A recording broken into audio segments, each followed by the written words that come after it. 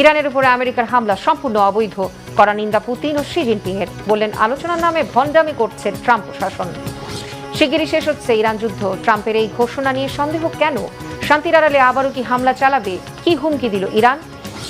এক packet chocolate নিয়ে বিশ্বে ভাইরাল মোদি ও মেলোনি। তুমুল আলোচনা চলছে নেটিজেনদের মাঝে। চকলেটের নাম ইরানের উপর ও আমেরিকা ইসরায়েলের সেনা হামলার কড়া নিন্দা জানিয়ে একে সম্পূর্ণ অবৈধ হিসেবে উল্লেখ করেছেন রুশ প্রেসিডেন্ট ভ্লাদিমির পুতিন ও চীনের প্রেসিডেন্ট শি জিনপিং।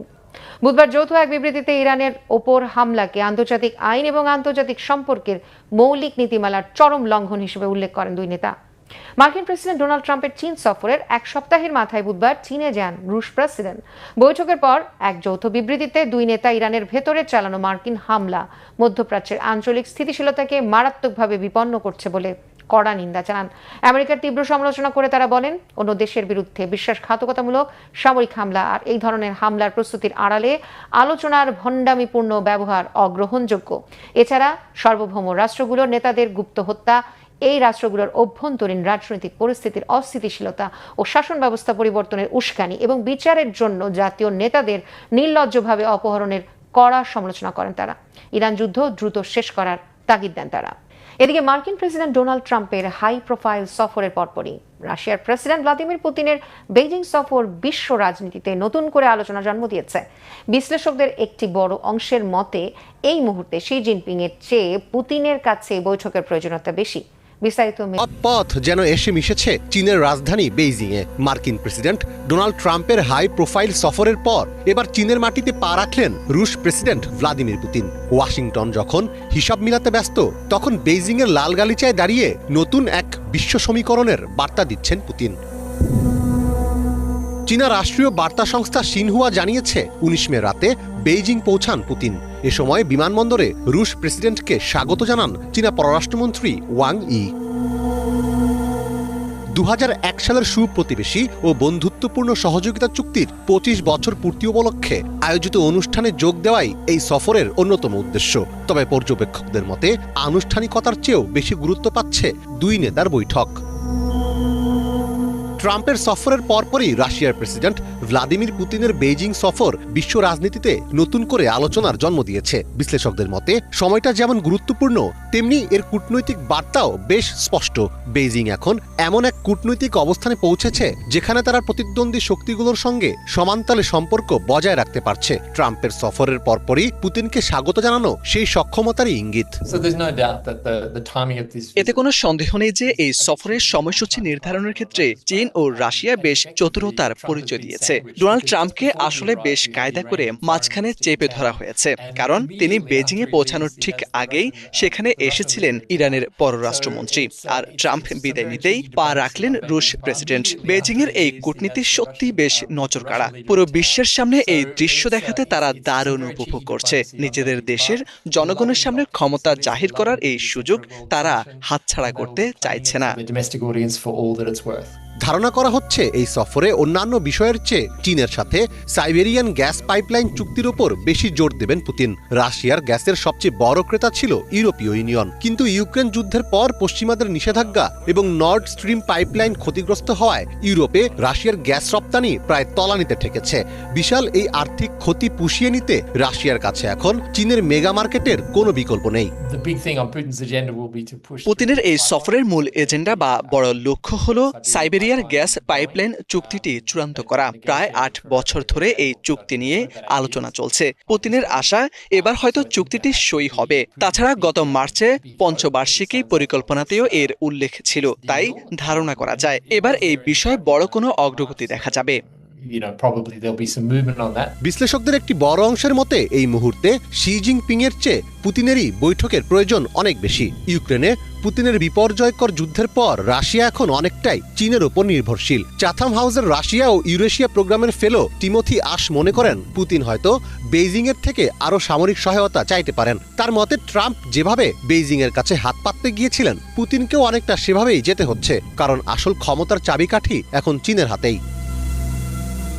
বিশ্লেষকদের মতে বিশ্ব যখন ক্রমশ বিভক্ত হয়ে পড়ছে তখন চীন নিজেকে একটি অপরিহার্য ও নিরপেক্ষ মধ্যস্থতাকারী হিসেবে তুলে ধরার চেষ্টা করছে। চীন নিজেকে এমন এক নিরপেক্ষ খেলোয়াড় হিসেবে দেখাতে চায় যার কোনো শত্রু নেই, যা ধীরে ধীরে দেশটিকে বিশ্ব রাজনীতির আসল পাওয়ার হাউস হিসেবে তৈরি করছে।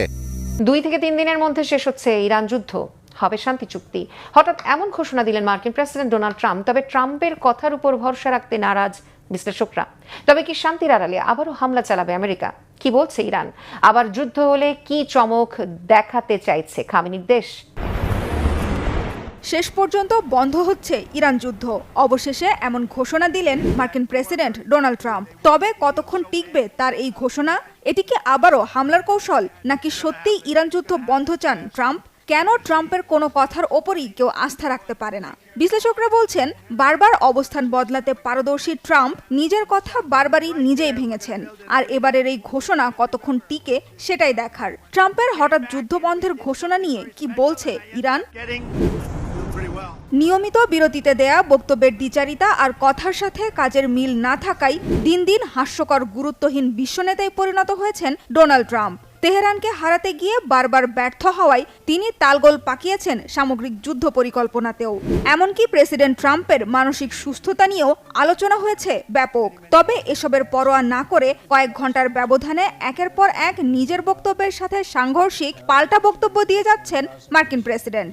মঙ্গলবার আবারও নতুন করে তেহরানে হামলার পরিকল্পনা থাকলেও সৌদি আরব, কাতার ও সংযুক্ত আরব আমিরাতের অনুরোধে তা বাতিলের দাবি করার একদিন পার হওয়ার আগেই জানালেন শিগগিরই যুদ্ধ শেষ হতে যাচ্ছে। বরাবরের মতো একই দাবি, যুদ্ধ শেষ করতে তার হাতে পায়ে ধরছে ইরান। আমরা খুব দ্রুত ইরানের সাথে যুদ্ধ শেষ করতে যাচ্ছি। 2 মাসের যুদ্ধে ইরান এখন এতটাই ক্লান্ত যে ওরা একটা চুক্তিতে আসতে মরিয়া হয়ে উঠেছে। তবে আমরা অসাধারণ কাজ করেছি। আমার মনে হয় আমরা খুব দ্রুতই যুদ্ধ শেষ করে ফেলবো। এবার প্রেসিডেন্ট ট্রাম্পের হ্যাঁতে হ্যাঁ মিলিয়েছেন মার্কিন ভাইস প্রেসিডেন্ট জেডি ভ্যান্সও। আলোচনা স্থায়ী সমাধানের দিকে এগিয়ে যাচ্ছে। কোনো পক্ষই নতুন করে যুদ্ধে জড়াতে চায় না বলে মন্তব্য করেছেন ভ্যান্স। শান্তি আলোচনায় আমরা বেশ ভালো করেছি। আমরা মনে করি ইরানিরাও একটি চুক্তিতে আসতে চায়। হামলা চালিয়ে যেতে আমাদের একটি বিকল্প পরিকল্পনাও আছে। আমরা সামরিক অভিযান আবারও শুরু করতে পারি, কিন্তু প্রেসিডেন্ট তা চান না এবং আমার মনে হয় ইরানিরাও তা চায় না। শান্তি আলোচনার মাধ্যমে নাকি সামরিক অভিযান চালিয়ে ইরান জয় করবেন তা নিয়ে শেষ পর্যায়ে আমেরিকা দ্বিধাদ্বন্দ্বে ভুগলেও বরাবরই নিজের অবস্থানে অনড় খামেনির দেশ ইরান। যে কোনো আঘাতের বিরুদ্ধে কড়া হুঁশিয়ারি দিয়েছেন দেশটির পররাষ্ট্রমন্ত্রী আব্বাস আরাকচি। সাফ জানিয়ে দেন, নতুন করে যুদ্ধে জড়াতে আসলে শত্রুর জন্য অনেক চমক অপেক্ষা করছে। আগ্রাসনের অপচেষ্টাকারীদের দেখে নেয়ার হুঁশিয়ারি দিয়েছেন ইরানের সামরিক বাহিনীর মুখপাত্র ব্রিগেডিয়ার জেনারেল মোহাম্মদ আকরামিনিয়া। ইরানকে পরাজিত বা নত করা যাবে না উল্লেখ করে জানান, যুদ্ধবিরতির সুযোগে শত্রু মোকাবেলার সব প্রস্তুতি সেরে ফেলেছে ইরানি সেনারা। এর আগে প্রেসিডেন্ট ট্রাম্পের যুদ্ধ ক্ষমতায় লাগাম টানতে একটি প্রস্তাব পাশ করেছে মার্কিন কংগ্রেসের উচ্চকক্ষ সিনেট। স্থানীয় সময় মঙ্গলবার সিনেটের ভোটাভুটিতে 50-47 ভোটে পাশ হয়েছে ডোনাল্ড ট্রাম্পের যুদ্ধ ক্ষমতা সীমিত করার প্রস্তাবটি। চূড়ান্ত অনুমোদন পেলে ইরানের বিরুদ্ধে সংঘাত বন্ধ করতে বাধ্য হবেন ট্রাম্প। তবে চূড়ান্ত আইনে পরিণত করতে প্রস্তাবটি কংগ্রেসের নিম্নকক্ষ হাউস অব রিপ্রেজেন্টেটিভ বা প্রতিনিধি পরিষদেও পাশ হতে হবে। প্রস্তাবটি পাশ করতে 2 কক্ষেই 2/3 ভোট দরকার। তবে ধারণা করা হচ্ছে রিপাবলিকান সংখ্যাগরিষ্ঠ প্রতিনিধি পরিষদে প্রস্তাবটি বড় বাধার মুখে পড়তে পারে। বিয়ের গাড়িতে বসানো মেশিন গান, গোলাপ হাতে বর কনের পাশেই সামরিক জিপ আর যুদ্ধের স্লোগান। ইরানের রাজধানী তেহরানে এবার দেখা গেল এক ব্যতিক্রমী গণবিয়ের আয়োজন, যেখানে অংশ নেওয়া তরুণ তরুণীরা বলছেন প্রয়োজনে দেশের জন্য অস্ত্র হাতে নেয় জীবন দিতেও প্রস্তুত তারা। ইরানের রাষ্ট্রীয়ভাবে আয়োজন করা এই বিয়েতে কেন যুদ্ধের অস্ত্র, আর কি বার্তা দিতে চাইছে তেহরান? সাধারণত বিয়ের মঞ্চে থাকে ফুল, আলোকসজ্জা আর হাসি মুখ, কিন্তু ইরানের রাজধানী তেহরানে দেখা গেল সম্পূর্ণ ভিন্ন এক বিয়ের দৃশ্য। বরকনের গানের সামনে লাগানো ভারী মেশিন গান, গোলাপ হাতে নবদম্পতির পাশে দাঁড়িয়ে সামরিক জিপ, আর চারপাশ জুড়ে যুদ্ধের স্লোগান। যেন বিয়ে নয়, যুদ্ধের প্রস্তুতির মঞ্চ।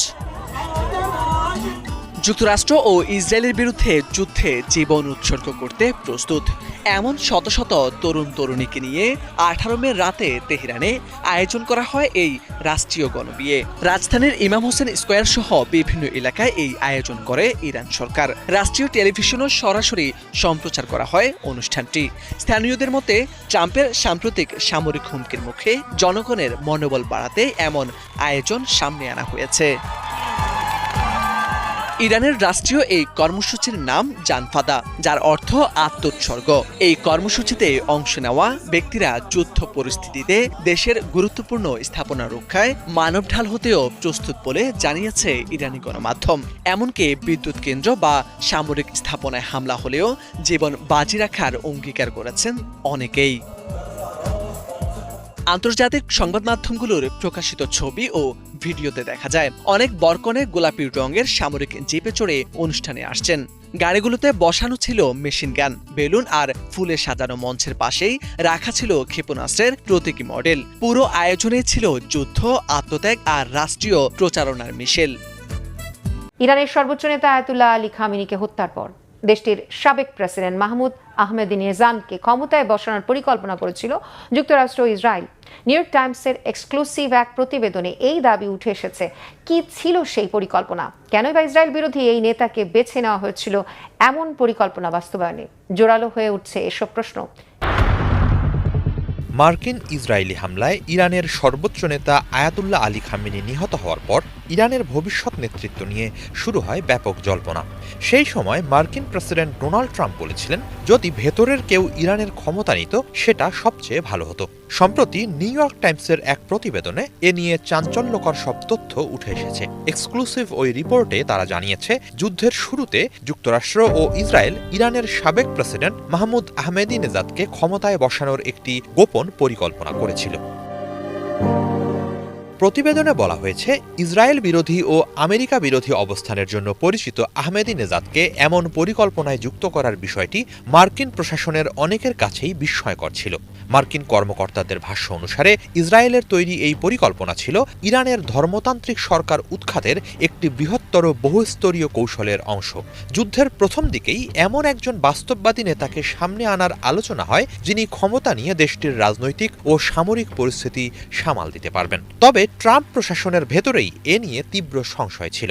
অনেক কর্মকর্তা মনে করেছিলেন, আহমেদিনেজাদকে সামনে এনে নতুন নেতৃত্ব গঠনের পরিকল্পনা বাস্তবসম্মত নয় এবং এতে পরিস্থিতি আরও জটিল হতে পারে।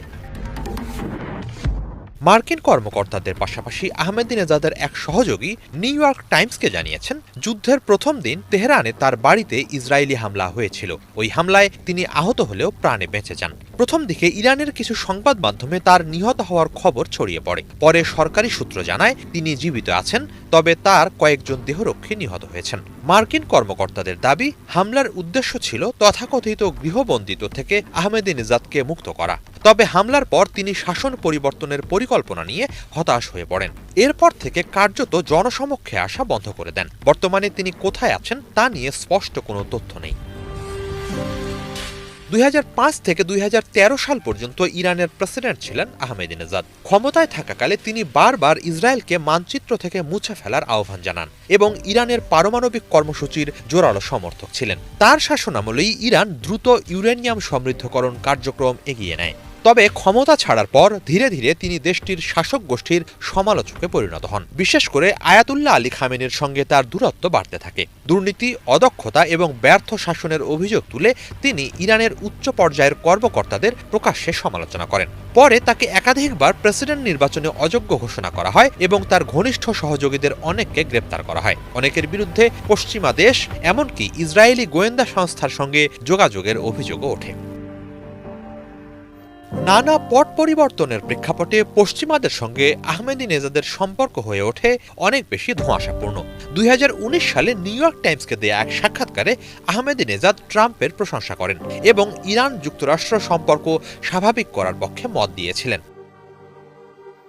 2023 সালে গুয়াতেমালা এবং 2024 ও 2025 সালে তার হাঙ্গেরি সফর নিয়েও নানান জল্পনা তৈরি হয়। হাঙ্গেরির প্রধানমন্ত্রী ভিক্টর অরবানের সঙ্গে ইসরায়েলি প্রধানমন্ত্রী বেনিয়ামিন নেতানিয়াহুর ঘনিষ্ঠ সম্পর্ক থাকায় এসব সফর বিশেষভাবে আলোচনায় আসে। গত জুনে আহমেদিনেজাদের বুদাপেস্ট সফর শেষে ইরানে ফেরার কয়েকদিন পরেই যুদ্ধ শুরু হয়। এরপর থেকে আহমেদিনেজাদ কার্যত আড়ালে চলে যান। সামাজিক যোগাযোগ মাধ্যমে সীমিত কয়েকটি বার্তা দেয়া ছাড়া তাকে আর প্রকাশ্যে দেখা যায়নি। তার নীরবতা ও রহস্যজনক অবস্থান ইরানের রাজনৈতিক অঙ্গনেও নতুন করে নানান প্রশ্ন তৈরি করেছে। হিজল জুবায়ের, বাংলা ভিশন।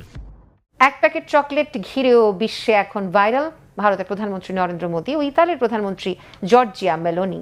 ইতালির প্রধানমন্ত্রীকে চকলেট উপহার দিয়ে আবারও আলোচনায় মোদী। চকলেটের নাম নিয়েও চলছে তুমুল আলোচনা, হাস্যরস। কি বলছেন নেটিজেনরা? মোর্শেদ আলমের আরেকটি ডেস্ক রিপোর্ট। ভারতের প্রধানমন্ত্রী নরেন্দ্র মোদীর দেওয়া চকলেট দেখেই হাসিতে মেতেছেন ইতালির প্রধানমন্ত্রী জর্জিয়া মেলোনি। কারণ চকলেটটির প্যাকেটটির নাম মেলোডি। মূলত মেলোনি ও মোদীর পদবীর অংশ মিলিয়ে নেটিজেনরা অনেক আগে তাদের নাম দিয়েছিল মেলোডি। দুজনের বন্ধুত্বপূর্ণ মুহূর্তগুলো নিয়ে বহু বছর ধরেই মিম বানাচ্ছেন নেটিজেনরা। এবার সে ভাইরাল নামকে যেন নিজেরাই বাস্তবে রূপ দিলেন দুই নেতা। Prime Minister Modi brought us a gift, a very, very good toffee. Meloni অবশ্য নিজেই সামাজিক যোগাযোগ মাধ্যমে একটি ভিডিও পোস্ট দিয়ে মজা করে বলেন, প্রধানমন্ত্রী মোদী আমাদের জন্য দারুণ কিছু মেলোডি চকলেট এনেছেন। এরপর অট্টহাসিতে মেতে উঠতে দেখা যায় দুজনকে। সেই ভিডিওটি এরই মধ্যে ভাইরাল হয় সামাজিক যোগাযোগ মাধ্যমে। 19 মে সন্ধ্যায় আনুষ্ঠানিক বৈঠকের আগে রোমের ঐতিহাসিক কলোসিয়ামও ঘুরে দেখেন মেলোনি ও মোদী। সেখানেও দুজনের ছবি সামাজিক যোগাযোগ মাধ্যমে বেশ ভাইরাল হয়। তবে কূটনীতির চেয়ে এবার বেশি আলোচনায় চকলেটের প্যাকেটটির কেমিস্ট্রি আর দুজনের ছবি।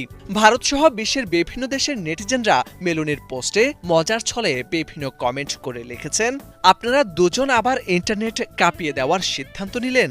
আরেকজন লিখেছেন, মোদী বোধহয় এই ভিডিও পোস্ট করতে বলেছে, নয়তো রাগ করবে। আরেকজন লিখেছেন, এই পোস্টের পর মেলোডি চকলেট স্টক আউট হয়ে গেছে। জানা গেছে পার্লে প্রোডাক্টসের তৈরি ক্যারামেল ও চকলেটের মিশ্রণের এই মেলোডি চকলেটটি ভারতের অন্যতম জনপ্রিয় ব্র্যান্ড।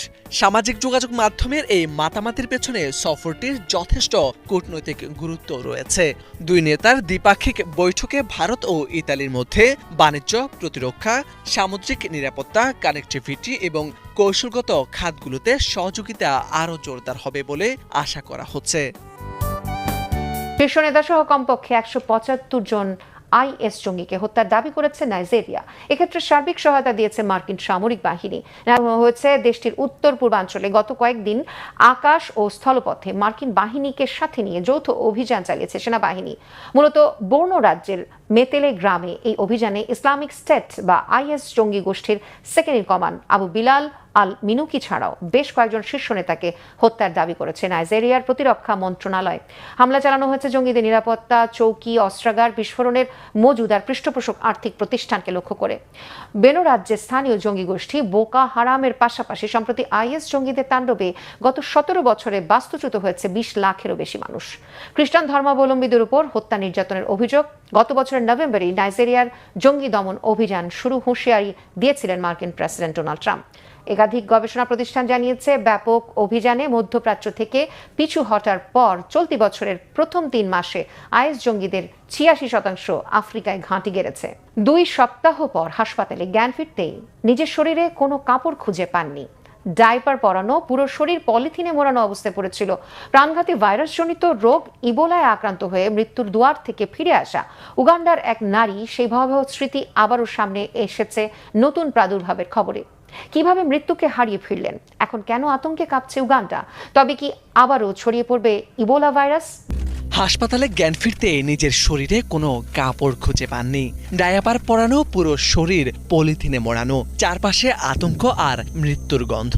2 সপ্তাহ পর চোখ খুলে 34 বছর বয়সী নালুবুয়া সুমাইয়া বুঝতে পারেন অবিশ্বাস্যভাবে তিনি এখনো বেঁচে আছেন, কিন্তু সেই বেঁচে ফেরার স্মৃতি আজও যেন এক দুঃস্বপ্ন।